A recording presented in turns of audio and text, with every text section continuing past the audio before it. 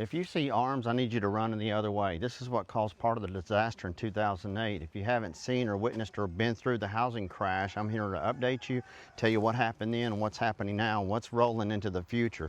And I don't mean arm like the arm that's on your body. I mean adjustable rate mortgages. You see, years ago, people were talked into kind of sort of doing an adjustable rate mortgage. It used to be years ago that you would have an adjustable rate mortgage.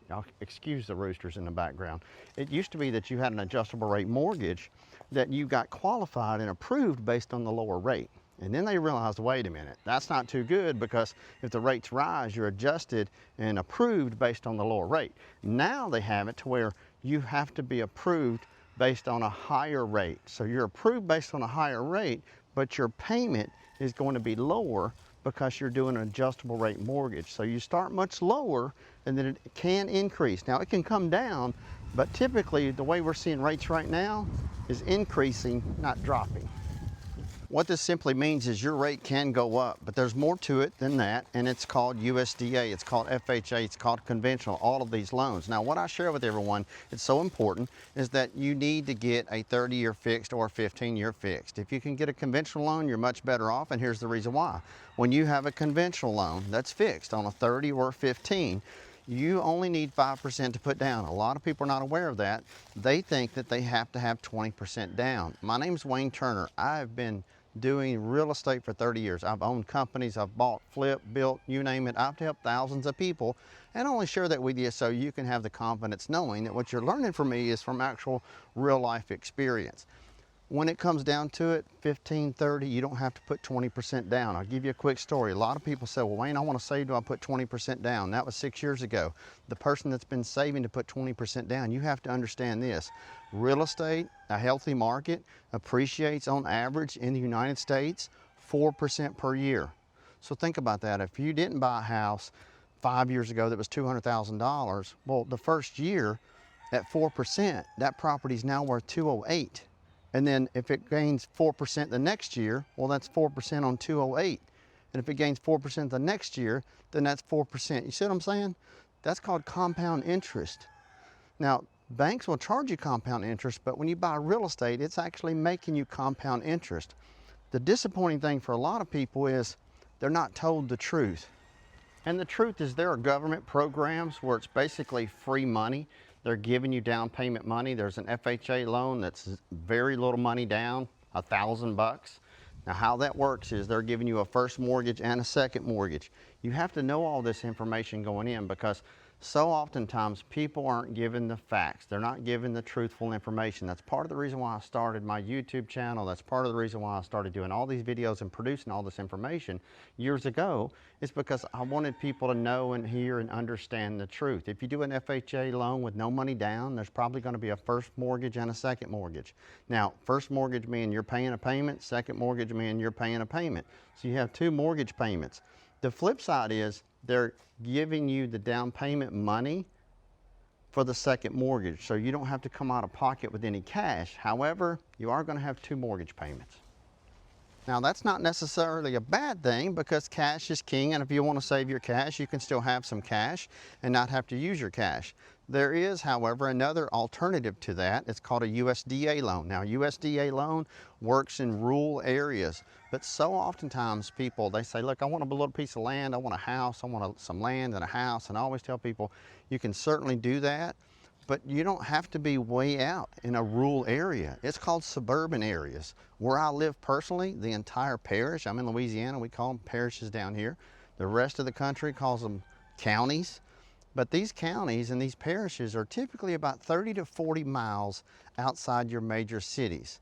And when it gets to that, you have a little bit less value and prices, if you will, of houses. They're quite simply more affordable than if you're right in the heart of the city.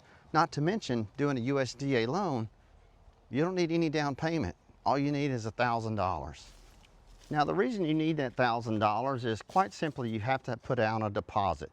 If you find a house that you like, you have to put down a deposit. You put down a deposit, we call that earnest money, and that gives you the right to hold that property, negotiate that offer with a good real estate broker, and secure the home, and it allows you to have a time to do your due diligence period. So That's where the other $500 comes in, is to be able to do a home inspection. I always tell everybody, don't buy a house without an inspection unless you're like a contractor, you know, and you've got connections and you've been in the business for a long time. Otherwise, it doesn't matter if it's a brand new home or a pre-existing home, it's always a good idea to do a full home inspection. Now, how people can get tangled up on these adjustable rate mortgages is, if the rate goes up, your payment goes up. If the rate goes up again, your payment goes up again, and it can keep going up again. Now, when is an ARM, an adjustable rate mortgage, okay for someone? Let's say you're buying a house and you know that you're probably going to live in the home no more than 3 to 4 years. Well, then you can take that risk, if you will. But it's so important to always know this. Even if you were to purchase a house on an adjustable rate mortgage, and with that adjustable rate mortgage, you see that the rates are going up, what you can do is refinance. So there's typically not any prepayment penalty, and you can refinance the property. So even if you bought a house, for example, on an ARM, right? Adjustable rate mortgage, and you had that ARM just for 2 to 3 years, and you realize, wait a minute, I've got to refinance this. You have to also know that most lenders charge you money up front to refinance a property. Very seldom will they say no closing costs, no any of that, because there's a fee up front. Now, most of the time they'll gladly roll that into your loan, but that increases your loan amount. And you also have to know this, when you refinance a property, if you started on 30 years and then you've lived there for 3 years, they'll start it back at another 30 years. So I always suggest, if you can, always do a 15-year mortgage when possible. Have your lender quote you a payment. What would it be on 15 years, on 30 years? Because the rates are actually lower on a 15-year fixed rate than if you do it on a 30-year. Now, don't get me wrong, it wasn't just an adjustable rate mortgage that got everybody in a pinch when we seen the housing crash. And allow me to update you just a little bit on that and give you a little history of it. You see, whenever crude oil hit $144 a barrel, and gasoline and diesel fuel was over $5 a gallon, I can tell you for a fact, in Nashville, Middle Tennessee, where I was living and born and raised at that time. When you have gas prices that high, you have to understand it affects everything, especially transportation, trucking. You got to think ships, planes, boats, trucks, everything is transported, but it goes even deeper than that.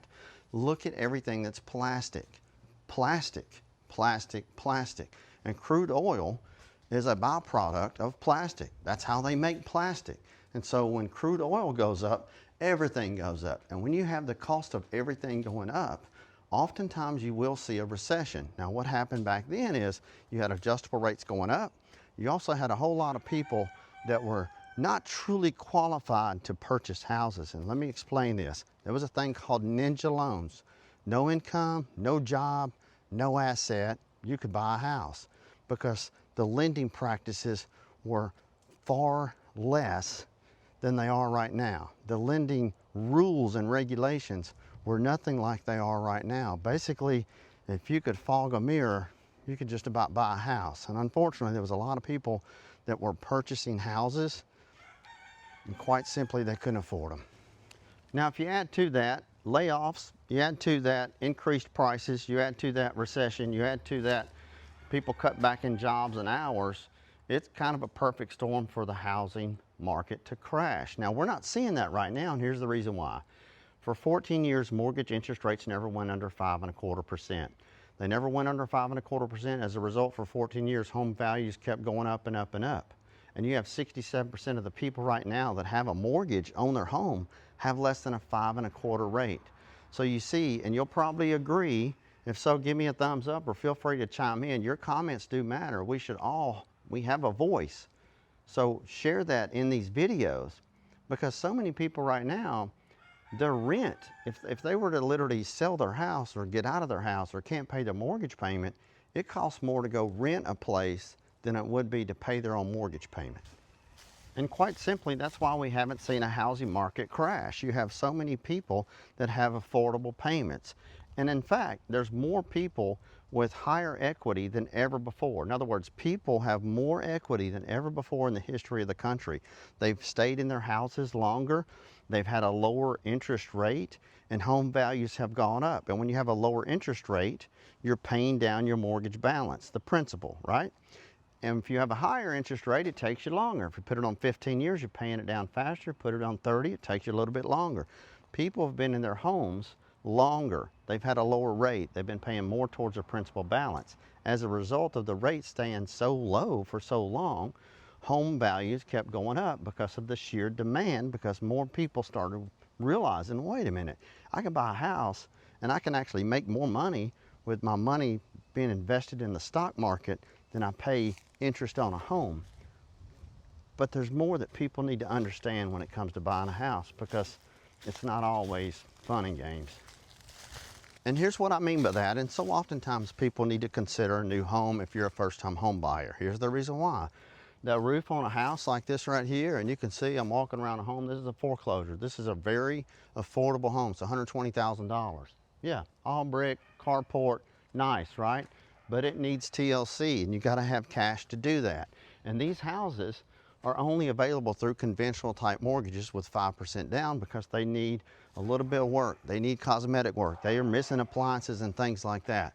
But this is what's so important for people to know. There's some rotted wood I'm looking at right now. This is why it's so important. When you purchase a house, you can get a warranty on it, full warranty, even if it's a foreclosure for 1 year. They're for $500, you can get a warranty on a house. You can also buy a pre-existing home and get a full inspection, whether it's a foreclosure or not, it doesn't matter. Now keep in mind, the mortgage companies that own these houses, the banks that foreclose, they own the home. They won't fix anything. They're just basically selling them as is, where is. So it's really important to know that. When you buy a new house, you get a new roof, new central heat and air. Builders are incentivized. They're buying down rates. They're paying closing costs. They want to get you in these houses. Mind you, I get it. Home prices are going up.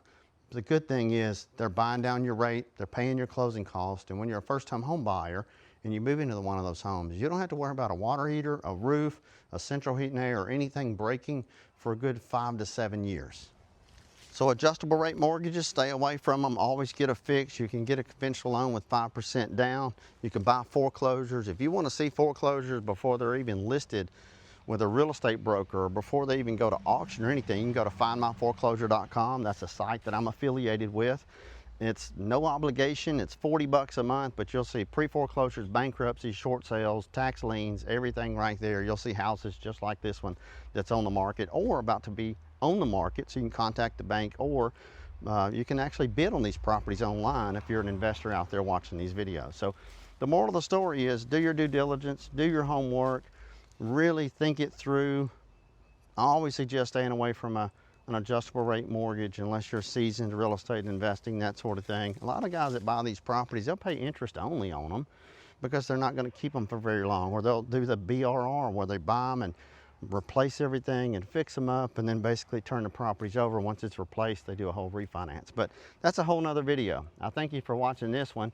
Give me a like, give me a thumbs up, subscribe to the channel. My goal is for you to learn something new on every single episode. Until next time, thank you and God bless.